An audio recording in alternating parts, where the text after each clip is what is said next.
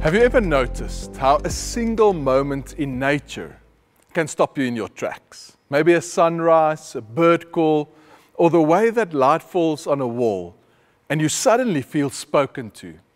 Now, the wise men in Matthew 2 began their journey with something just like that. They paid attention to a star, a simple point of light that everyone could see, but only a few noticed. And those who noticed allowed it to shape their next step. Sometimes the most profound guidance can arrive as a voice, a dream, or a dramatic miracle, but sometimes it comes through the quiet, consistent faithfulness of creation. Nature doesn't shout, it whispers. Yet those whispers often carry surprising clarity.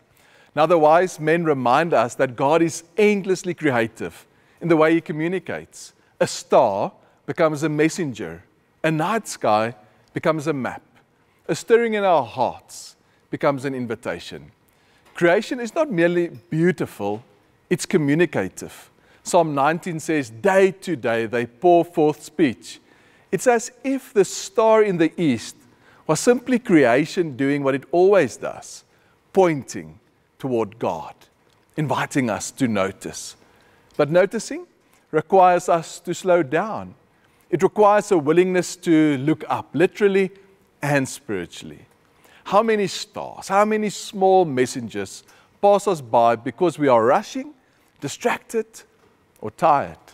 How often does God reach out through beauty, through wonder, through wordless peace, and we miss it because we don't pause long enough to receive it?